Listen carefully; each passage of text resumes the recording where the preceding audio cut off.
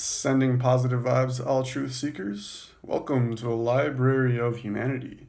It's pretty quiet in here. Kind of sounds like a public library. It's 5:25 on a Wednesday evening. Perfect time to do a 15-minute meditation. After this video, or you can pause the video now, get into that mindset, that 15-minute meditation mindset. If you haven't learned how to meditate, you might want to learn tonight. Because tonight will be your opportunity to learn how to meditate. Because in this video, it's going to be a pretty advanced topic. Mindfulness topic, you could call it. A meditation topic, you could call it. And that is the purpose of this Vodcast. The Library of Humanity Vodcast is to help you learn advanced meditation ideas and values, philosophy values, and it's basically truth. There's actually no boundary between between philosophy, meditation, enlightenment, spirituality, truth-seeking, religion, history, science, exercise, eating. None of these there's no barrier between any of these things. It's all living, it's all life, it's all truth.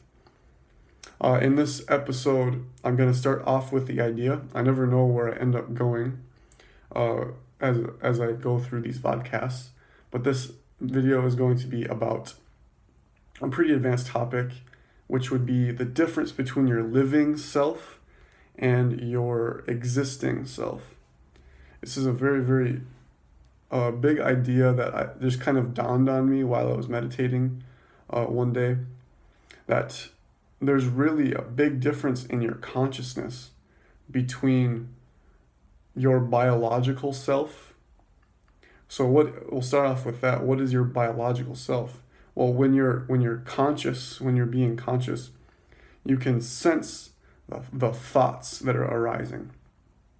You can sense the sensations in your body. You can sense the desire for food or water. You can sense the desire to use the restroom. You can sense discomfort in your legs or your back or your knees or your face. You feel tension. That's one of the big ones. When you're meditating, you feel all of this tension in your face. How do you get rid of that tension? That's one of the first things that you notice when you meditate. You ask yourself, how do I get rid of this tension that's in my face? It's all about relaxation. It's about being aware of your body. But all of this is the living part of yourself. And we can dive into the science of that. So this would be your biological, psychological self. You can call it your biopsycho self, if you would like. But it's what's alive. It is the part of you that's alive. And what's extremely interesting is if you talk to people out in society, you can talk to your family and friends about this. Everybody confuses existence with living. It's very, very intriguing. They think that humans only live. We don't really talk about the fact that we just exist very often. So most of the time when people are talking, they talk about living.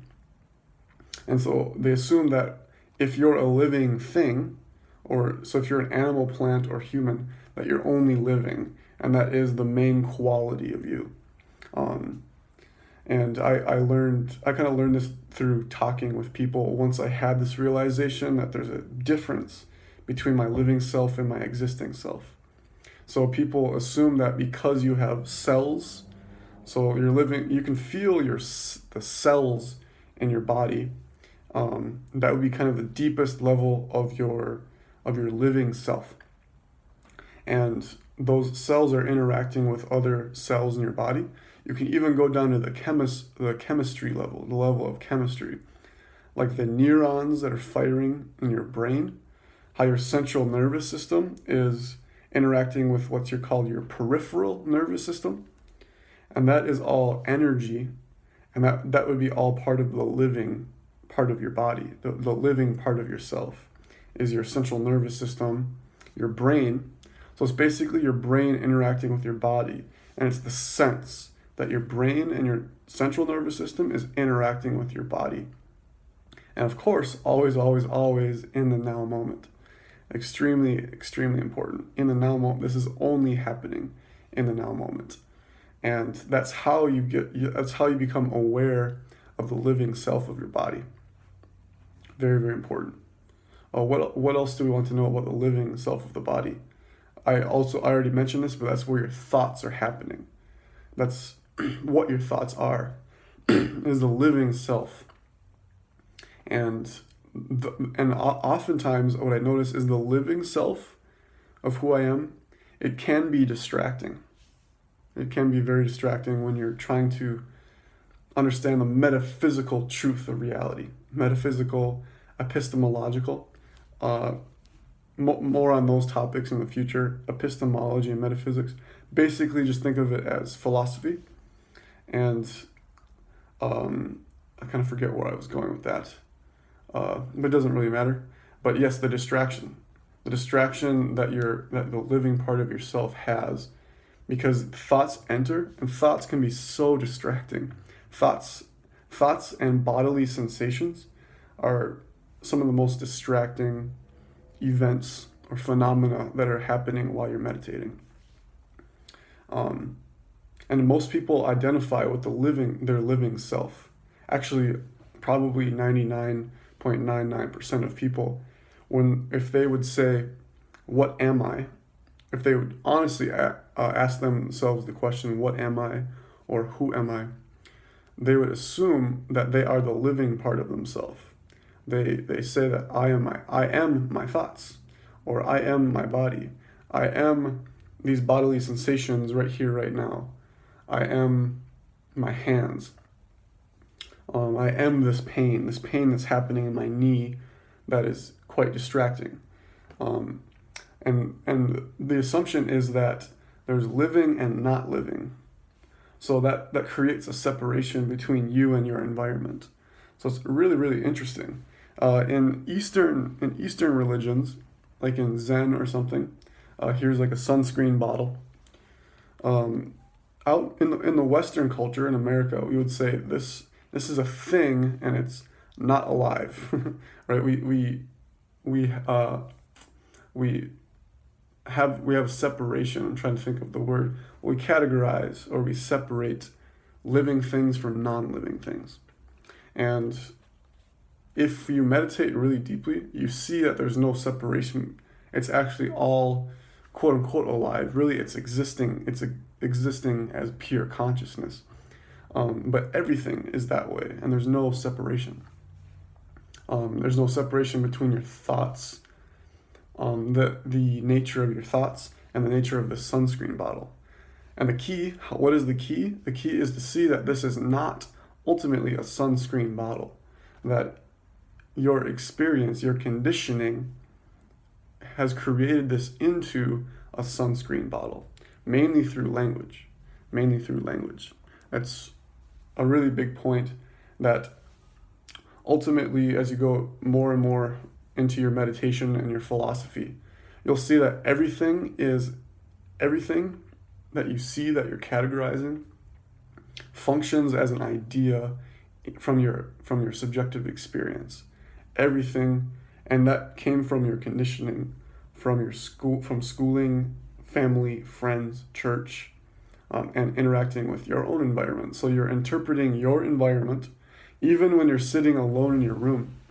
That's what's really frustrating, is when maybe I come home from work or school and I want to meditate for a half hour in my room, and I sit. I'm like, okay, finally, I can be being right here. I can just exist, and I get really excited for that.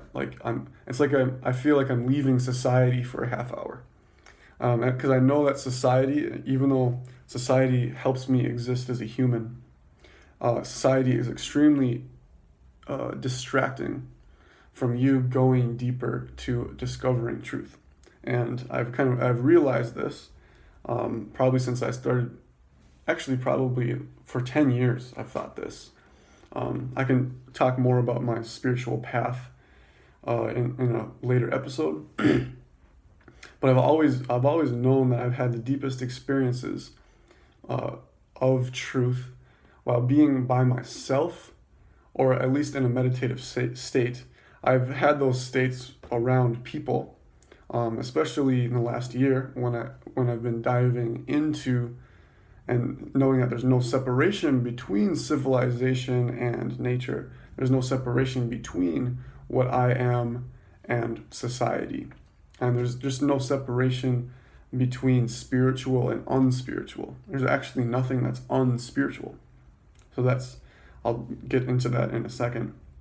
So once you see that everything is spiritual, you see that there are no things. Ultimately, there are no things. So even the idea that something is alive, that is created by humans, because why? Why would you think? This is kind of, I'm being in my teacher mode right now. I'm studying to be a teacher. Well, I am a teacher. I'm just not certified by the government yet, because I have to pass exams. I have to do A, B, and C before I'm officially licensed. But it's kind of ironic because I feel like I'm kind of maybe in the top 30 or 20% of teachers already, for talented teachers. But I'm just not licensed. I have experience. I lived in Ecuador for a year and a half and taught English in a college. So I was kind of like an adjunct prof in the English department for a year and a half in Ecuador. And then I've been teaching adult ESL for 2 years in Minnesota, basically as a tutor. But I had a pretty large class, but now I'm kind of an English tutor. But I need to go back to school to get a licensure, because that's how our society works, is you prove to others that you can do a task by having a little piece of paper that says you've done it. So, because people trust pieces of paper more than your experience. So that's another topic.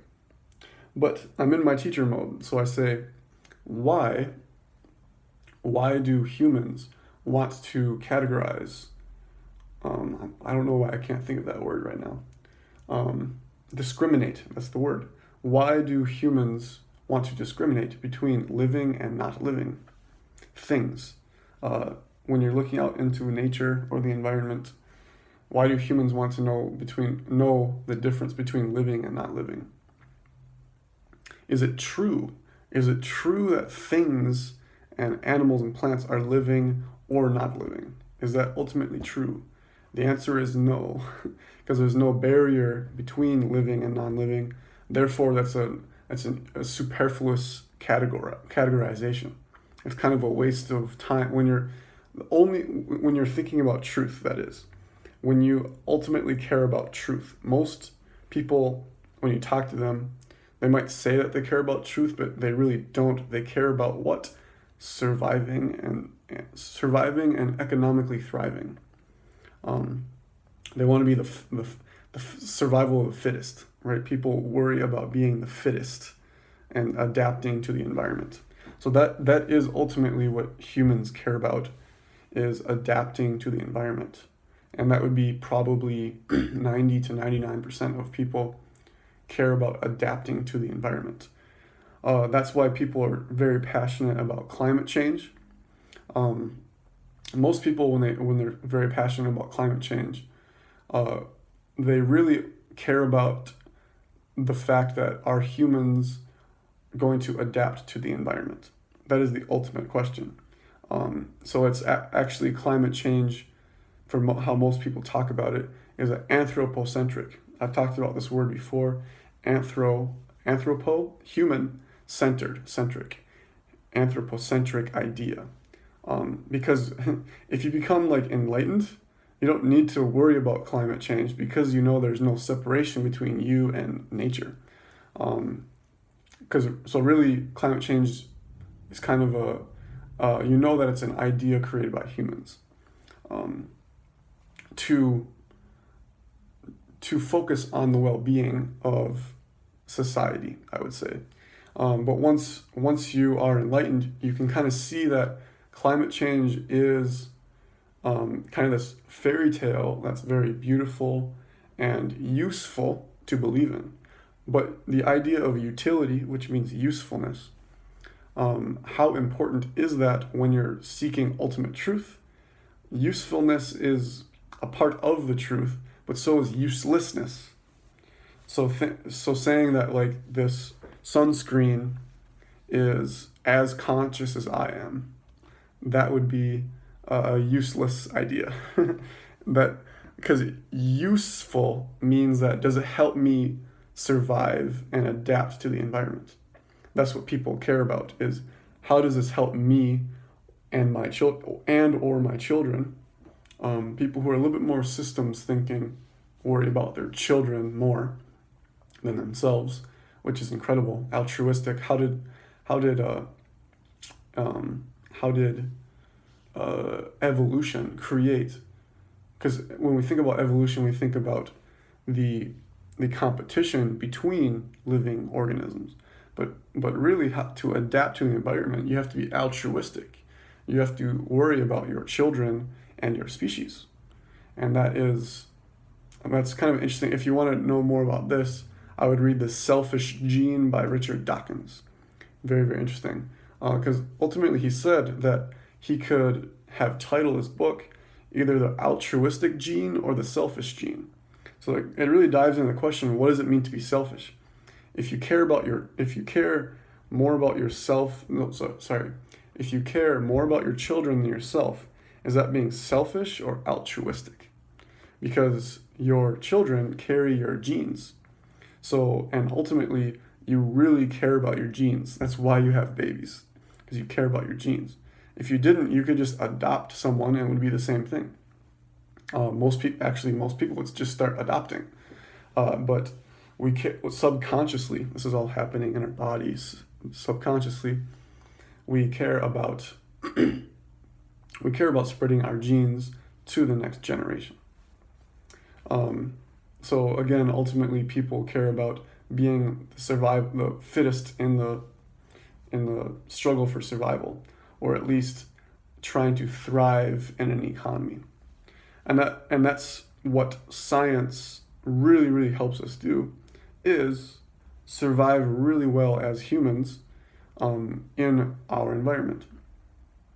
But it can only bring us so far when we're talking about ultimate truth. So a lot of people, they confuse science with ultimate truth.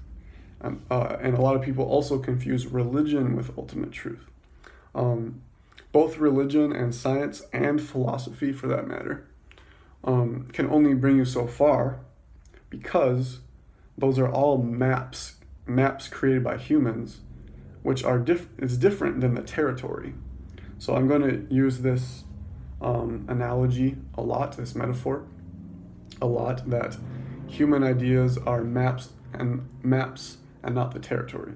So when you have a map of South America, you're looking at that, but that's different than the land, right? Maps were used to make it really nice and useful for humans. Maps don't help dogs. Maps don't help plants. Maps don't help rocks. Maps don't help tables. Maps only help you travel, eat, grow food on your farm, travel to the next town, conduct a business. All those things, maps help us. And basically science is a map, philosophy is a map, religion is a map, history is a map, school is a map, universities are maps. Really everything around you is a map and not the territory. Because that's what your thoughts are. Your thoughts, basically the entire living self is a map and not the territory. So finally we're on the existing self after 20 minutes. So again, the living self is going to be partly, you can think of it as a map of the territory, but because that would be the language part of it. So whenever you're labeling something with language, it becomes a map and not the territory. As soon as, boom, you call it something in your mind. You say, boom, water bottle. You know, you now have kind of manipulated the environment with your mind, And that's crazy. Because really ultimately the environment is you, is your consciousness. It is not your consciousness, it is the consciousness. But I don't want to get too far ahead of myself. But when you're labeling things with your thoughts, now you're creating a fairy tale of reality, not reality itself. So when you have this dichotomy between living and non-living, again, that is creating a really nice, beautiful fairy tale for you and your survival. And we can start talking about science now, because science can help us know the difference between living and existing. So let's give an example. So we've already talked about humans, plants, and animals, and we know that they are living. When we use words to describe what animals and plants look like, we say they are living. But ultimately, they are not living. Ultimately, in their essence, they are not living. But let's think of a rock now. Not The Rock, Dwayne Johnson. Nope. Just rocks. Think about rocks. Because we know that rocks aren't living, right? Rocks just exist. But know the difference between this. The difference between you. So let's just imagine this, that you have a rock in your hand. Notice the difference between you labeling it as a rock and then the rock's existence itself.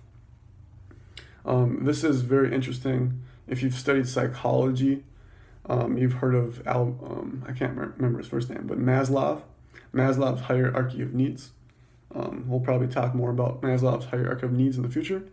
But Maslow has this difference between, I don't know how he labels it, but let's call it needy perception. Needy, like I need it, perception, and being perception. So humans, when they have a rock in their hand, and they call it a rock, that is needy perception. Humans want that to be a rock because it helps them survive. Knowing that it is a rock, or believing that it is a rock, there's a difference between knowing and believing. Believing that it's a rock helps you survive. You know that you can't eat it. You know that you can use it to build a house. You know that you can use it to go to war. You know that you can use it to build a spear, like a tip of a spear. There's lots of things that you can use rocks for, unlimited, that help you survive. But that's needy perception. You need it to be a rock. Okay? But we have to go beyond the words, because the words are limiting what the rock is. Okay, when you go beyond the words, all of a sudden the rock becomes, this is going to start sounding crazy, but you're just looking at the existence of it, and you start seeing that there's no separation between the rock. You can't even call it a rock anymore, but for philosophical exercise, you look at the rock, really look at it meditatively and mindfully and consciously, and you see that it is the universe itself. There's no separation at all. The existence of the rock is the same as the existence of the entire universe. The rock is the universe is the rock, the universe is your laptop, the universe is you. So now we can kind of go from the metaphor of the rock towards what you are. But still, imagine a rock, okay? What are the characteristics of it? So a rock is not living. It's just sitting there, right? But rocks are kind of a bad example, because everything really on Earth is moving all the time because of the energy from the sun and the energy from the center of the Earth. Those are the two energies that create movement on Earth. Why do humans move? It's because we're receiving energy from the sun. That's why we're moving. Because we're eating animals and plants, and animals eat plants, and we eat animals who eat plants, or we just eat plants directly. And where do plants get energy? Correct, the sun. So if it wasn't for the sun, there would be no life or biology. We'll call it biology. There would be no biology on Earth. But rocks too, rocks are moving. You don't really see it with your eye, but if you went to Hawaii, you can see how islands are constructed by the energy emanating from the center of the Earth. But anyways, so rocks are actually a bad example because it's pretty, you could just say that rocks are alive. Like, I definitely believe rocks are alive.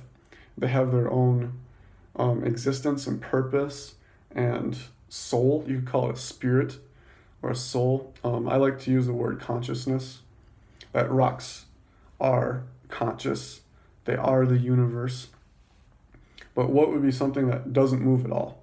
Well, let's imagine the moon. Okay.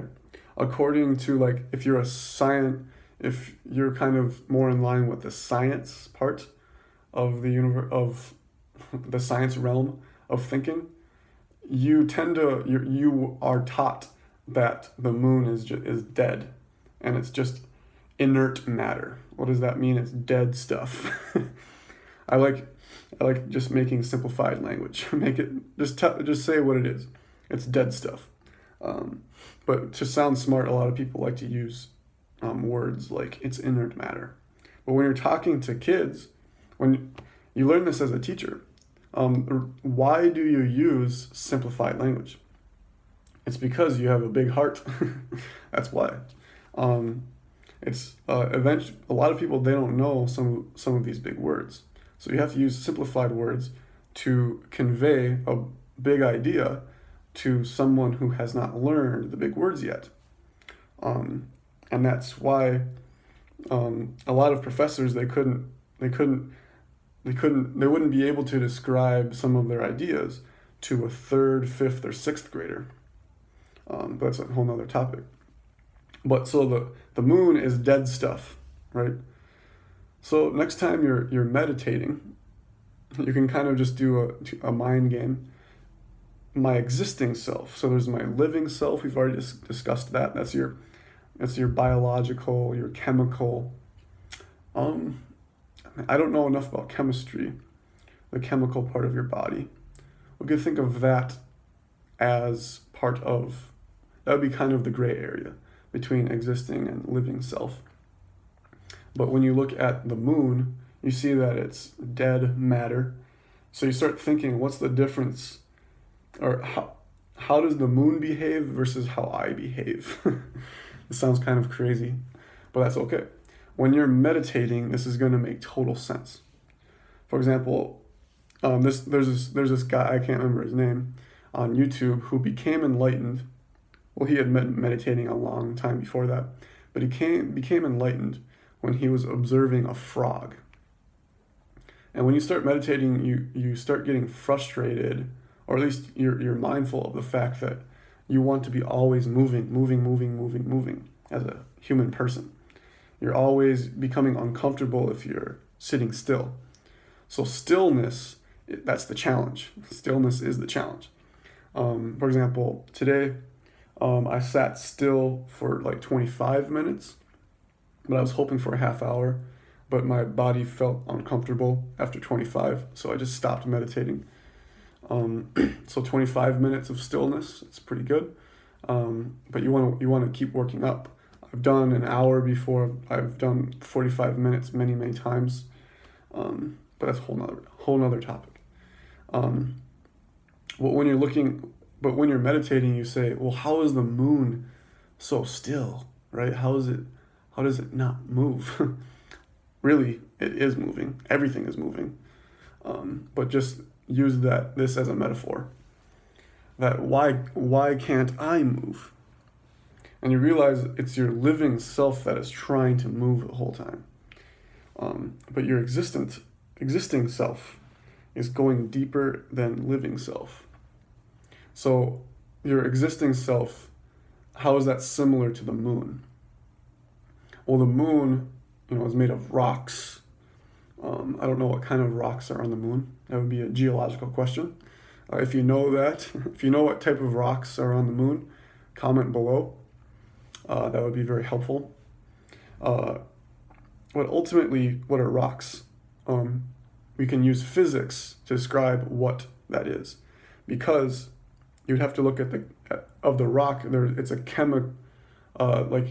chemistry would describe what type of chemicals are in the rock, right? What type of molecules and minerals, and elements. Which of those are in moon rocks or part of the moon? But then you have to know what fundamentally is chemistry, right? Because you're trying to find out the truth of the whole matter, both material and the subject. It's kind of a teacher joke, anyways. What is the fundamental matter? And you need physics to help you describe that, because in chemistry, right, you're talking about you're talking about the atom, but you want to find the fundamental part of the atom, or you want to know what an atom is. So we don't care anymore about what type of atom it is, because we're going beyond that. We're trying to figure out what an atom is, right? So that's why studying physics really helps you understand what an atom is, because in chemistry you just know that it goes from 1 to like 145. Those are just different categories of atoms. But you want to know what do all atoms have in common? Their structure. So you want to know the basic structure of atoms, and basically what are they? And that is also, you can do the same exercise for you, whatever you believe that you are. Most people believe that, I'm my body, or I'm my thoughts or something. But you can do that. You can say, what is my body, and ultimately what is my thoughts? And you can use physics to help you. Not ultimately, but you can for this first part, because an atom means indivisible. The word atom comes from the Greek philosopher Democritus, who created the idea of atomism, and he created the word atom and called it indivisible. So he believed that there are these small, tiny things, or they call atoms, in the universe that is the building blocks of all matter. And this was more than 2,000 years ago. I think he existed before Jesus even. So he described reality quite well. He's like, there's no difference between a water bottle, a computer. Well, there were no computers during ancient Greece, but that's okay. But there's no separation. They're all made of atoms that are indivisible, that are tiny, tiny little minutia. Trying to think of the word minuscules. There's a noun. Minuscule is an adjective. There's a noun for minuscule. But anyways, the tiniest particles that can't be divided anymore. If you imagine like a paper, and you're trying to rip the paper in half, and you keep going until you can no longer divide that smallest piece of paper. So Democritus would say that is the atom. So atoms they're the building block of reality. And so that's what all things have in common, is atoms. What's interesting is you've talked to a lot of scientific-minded people. That's what they say too. The building blocks of reality is the atom. Okay, but if you talk to people who study quantum mechanics, which is physics, and you really dive into quantum mechanics, you go in with an open mind, and you say, what is an atom? An atom is mostly emptiness. It's mostly, an atom is like a field. What's a simpler way to describe what a field is? It's just empty space. A field is empty space, or void, or nothingness. I don't want to use the word nothingness right now. It's an emptiness. It's empty space in which there are subatomic particles going into existence and then leaving existence and coming back into existence and leaving existence, going back into existence. So it's a chaotic world inside of an atom. If you're a quantum mechanist, if you study quantum mechanics, please comment below and maybe send a link. Maybe I'll put a link in the comment section. describing more about the world of the subatomic particles. But ultimately, what it is empty, but it's empty consciousness. It's empty being. It's empty awareness. It's and so empty space. So no longer is the atom the building block. It's actually empty space, and empty space, or pure consciousness, is more fundamental than the atom. It's like the atom is occurring within consciousness. So that's crazy. Consciousness is both the most minuscule and the most grand.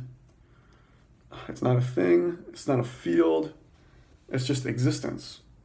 Like just existence, or you can call it existence consciousness with a slash. That's what that is what the world is made of, and what the world is happening in. So everything is just conscious awareness, emptiness, nothingness. It's just existing as being. And that's ultimately what an atom is as well. Remember that you have to study quantum mechanics with an open mind. You have to see how an atom is empty space, and that quote-unquote physical things, they're not really physical, subatomic particles, are only a small part of the atom. Protons and neutrons, they're kind of like, if you imagine the solar system, when you look at a map of the solar system, humans make it look like all the planets are really close together, but really they're not close at all. Like it's all just empty space-time. In the realm of the solar system, that would be space-time. But inside of the atom, because we don't know how gravity works inside of an atom yet, I think there are ideas that physicists have postulated. Postulated, again, is a fancy word for have guessed or estimated. But we don't know how space-time works in an atom yet, I believe. If that's true, please comment below. But basically, everything is made of consciousness and is existing in consciousness. And what is consciousness? You can't use a word for it. So I like to snap my fingers. So just call it silence, maybe. Silence and stillness. So even though things are moving around, my hands, I'm throwing something in my hands. It's just stillness and stillness, silence, consciousness. And that's what an atom is. So that is your existing self, is the atomic part of your body. But what that is the stillness. So that is what's important. The silent stillness of, and here's the question, silence and stillness, where does that happen? It happens in the now moment, right now. So why am I snapping my fingers? It's bringing our awareness back to the now moment. It's slowing down our mental processes and bringing us into right now. And the right now, when you're not thinking about the future or the past, or you're not attaching to your thoughts, you are existing in the now moment. And that is where your existing self resides, is in the now moment. The existing self, when you become the existing self, there's no separation between you and the environment. So all of a sudden you are the environment too, because everything is existing, even non-existence. That's a whole other topic. Existence and non-existence is still existence, because it is. Is not is the same as is. If you take logic, that's okay. It's just the same thing. Is not and is the same thing. It's just that logic tries to convince you that they're different. But it's because you have been convinced by European westernized mentality of hyper logic world, that that there is and there is not. That there is and is not are two separate things, that they're opposites. But really is and is not is the same thing. You have to recategorize it as just is. A bigger is, capital I is, isness. But anyways, so what is isness or being is, it's not the universe, because the universe, what we assume is the universe is physical. So you have to go beyond that. So it's the field. It's not even a field. So at this point, you see that words can't describe what the now moment is, the infinite now. Maybe we could just call it the infinite now for right now.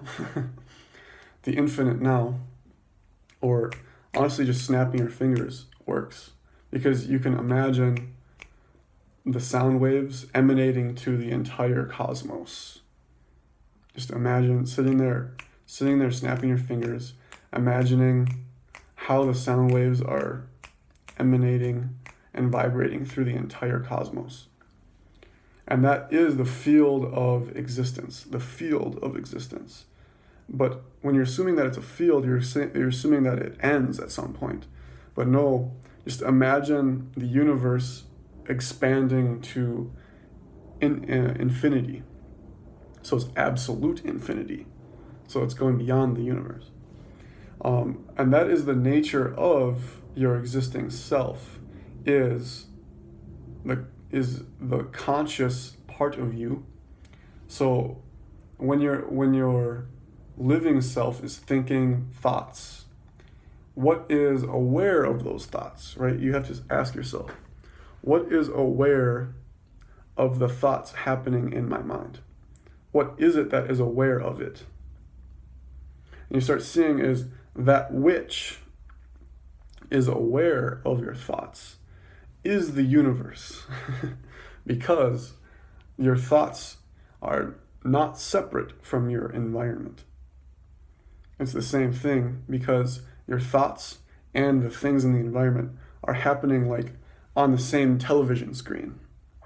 If you imagine a television screen, empty awareness is just the screen, but the images on the screen are thoughts and physical phenomena and pain and your friends, your family. But it's possible to turn off the TV.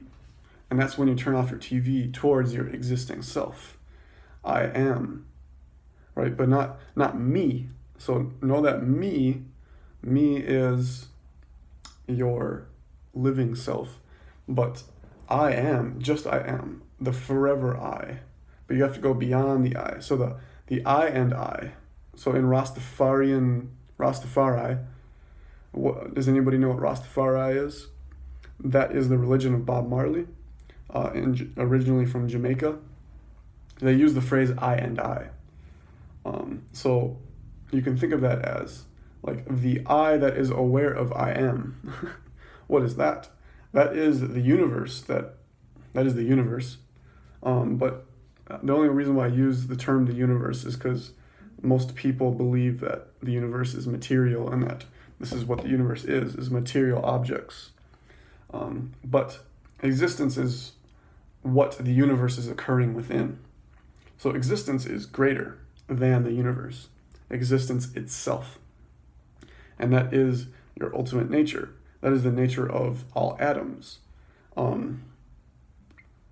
And so when you're meditating, you're existing from your existing self. And that's when you know you're meditating, is when you are watching your body, you're watching your thoughts, you're watching your sensations, watching your perceptions, you're watching your environment, and then you're watching that which is watching. So it's going deeper and deeper and deeper. So like all of these sensations are kind of like waves in the ocean, but you got to become the ocean. So the waves, those are the living selves, but the ocean itself has existed forever and is infinite. But the waves are only happening for a short time period. So you have to, I mean, you don't have to care about this stuff. You really don't have to care about it, because you could just exist as your living self and live in a first world country under a democracy, vote for Democrats that believe in progressive values, and then you have a pretty nice job. You're making $90,000 a year. You have a family. That's fine. Actually, and when you believe that's what you are, that's creating meaning in your life. But if you really want to if you want to live from truth, you have to see this idea of being the I of the I. So I am, I and I. I am aware of I am. That is your nature. It's just, even though you are it right now, you just don't see it because you aren't you don't identify with the thing watching you. So you believe that you are you, not the field watching you, right? You believe that you are a character in the movie, but the screen is aware of the movie, right? Or the wave is happening in the ocean, but you believe that you are the wave, and most humans do believe that they are the wave. But you have to see that when you are a wave, when you believe that you are a wave, there's constantly going to be this battle between suffering and happiness. No matter where you live in the world, whether you live in Sweden or you live in Zimbabwe, there's always this up and down of life, up and down, up and down. Suffering, happiness. But it's suffering with a small s and happiness with a small h. Once you go beyond that dichotomy, that separation between suffering and happiness, now you've entered into happiness with a capital H, which is the essence of your existing self. So consciousness, so let's go back to the atom. The atom, when you think of the atom, it's just an idea that humans have created for themselves. But you think of it as inert and dead. You think of the atom as dead. But once you see the nature of the atom, you see that it is consciousness, right? And now all of a sudden consciousness is alive, and it has characteristics. Maybe that's a weird word for it. But it is filled with capital H, happiness, capital J, joy, being with a capital B, love. Actually, that's the best word. Happiness and love. Love with a capital H, agape love. Love for the cosmos. So when you have infinite love emanating from your heart space, not your physical heart, it's your heart space. Some people call it a chakra, but it's the heart space. It's the energy coming from your chest when you fall in love with the universe. And that's going beyond falling in love with another person. It's seeing that, well, I love being in love. I love loving. That's when you start to love the universe. And now you're living from your existing self. You're living from consciousness. And that's when you start falling in love with the universe. You start seeing that that everything's alive, that my thoughts are alive, that my hat is alive, that Pluto is alive. But you start seeing it as like everything becomes your brother and your sister. People living in Australia, people living in Zimbabwe, people living in Bolivia. When people move to Mars, which is probably likely, when people move to Mars, are we going to start seeing that they're our brothers, or that they're going to start becoming some new culture? Have you thought about that? If a person in your community is part of this group that moves to Mars, it's going to become a new culture. We're going to be able to maybe communicate with the people on Mars, but they're going to start creating their own language and culture. And pretty soon we're going to be living in very disparate ways. The people on Earth and the people on Mars. That'll be extremely, extremely interesting. Very interesting to think about. But anyways, so living an existing self, It's really great to live as both. You need to live as your living self. Know that your living self is more than your ego. It's a really important point. A lot of people talk about ego. Your living self is more than your ego. Because it's like the food you eat, it's what gives you energy. It's the energy emanating in your body. But when you're aware of that, that's coming from your existing self. So it's the awareness of the energy. Because energy, actually, there's a Hindu term called, or like yogic term, yoga, called prana. Prana. Prana is translated as life force. And actually, I think prana is extremely detailed and articulate about how life biology works. But of course, I don't think science would use that term. But maybe in ecology. So like, it's the energy being transplanted, transferred from biological system to biological system. And that would be prana. So when you're breathing, when you're borrowing the chemicals such as oxygen and other chemicals from the air, that's prana. Because now you're sending oxygen from the environment into your lungs and then spreading that as energy into your body. When you're eating food, what is the food made of? It's life force, it's prana. And when you're eating McDonald's versus eating a healthy salad, that's kind of either a positive or negative prana. So McDonald's gives you kind of negative prana because it's the transfer of low energy, kind of low vibrations. That doesn't give you a good sense of, it's all happening in your sense of yourself. So because you know that when you eat a salad, that it's going to make you feel good. So that's good prana. But ultimately, prana is not the ultimate foundation of reality. Prana is what keeps you alive and healthy. But your prana leaves, or there's no more prana when you're dead. So imagine your body dying. What happens to your consciousness? Right? When your body dies, you have to think of it as similar to your dreams. Because that's the cessation of your thoughts and your mind.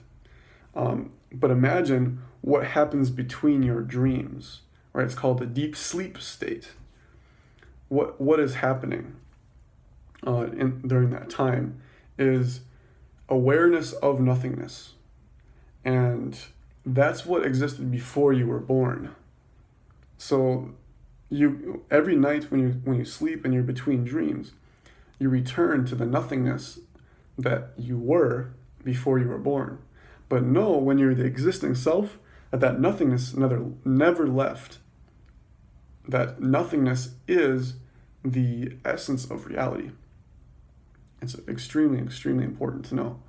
And that's why living and dying is the same thing.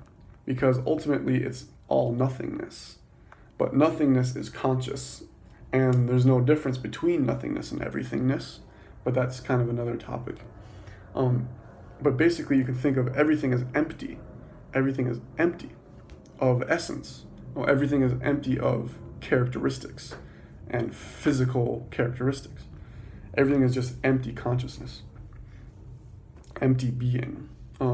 Whether you're alive, whatever that means, you're alive in this realm of the physical universe. But the physical universe, it could be just another dream, a dream within a dream. It's very, very possible that there are multiverses, multi-universes that have different laws that your consciousness can go in and out of. It just feels like in this realm, this is possible. I'm just postulating that we talk about the physical universe as if it's the reality, but maybe it's part of reality. So maybe your consciousness can go into dreams, it can go into empty void, it can go into hallucinations. If you take, for example, maybe a psychedelic drug, where is that happening in the physical universe? Where is that happening? Right? You have to really wonder, where is your subjective experience going when you're having a psychedelic trip? Right? Is that the same as this physical reality? Even when you're drunk, what is happening? Is that the same as this physical reality? Between this like sober reality, sober, inert, material reality. You have to question, well, you have to experiment that with yourself. There's no like provability. I can't prove that to you. That has to exist in your subconscious existence. So ultimately, that's why science won't be able to help you become enlightened. Because science is all about communicating. So you're person A, you're communicating B to person X, right? Or it should be, as person A, you're communicating X to person B. But that's kind of how the scientific community, that's how math works, that's how religion works. Well, yeah. But spirituality, or your own spiritual searching, you have to arrive at truth through your subjectivity, because that's ultimately all that exists, is subjective consciousness. That's all that the universe really is. It's all that reality is subjective experience. So living from your existing self as subjective experience, that is how you see that everything is connected. And not even seeing it, you're becoming the interconnectedness. You're becoming the oneness. And that's enlightenment. That is truth. That is God re-becoming God. So that's when you get into spirituality. So to kind of wrap it up, that's how science and philosophy and spirituality are all connected. Maybe in the future, this is what school is going to help us do, is help us find the complete connection between science, spirituality, philosophy, business, life, family life, holidays, vacation, that there's no separation between these things. If you have questions about the living self or the existing self, please comment below. Don't forget to like my video. I'm going to be having more of these vodcasts. I really like this style of just sitting and going over thoughts. But yeah, so this was an hour-long podcast. Hopefully there's more. I said podcast. I got to put in my mind, vodcast. But please click the like button and comment below. Peace.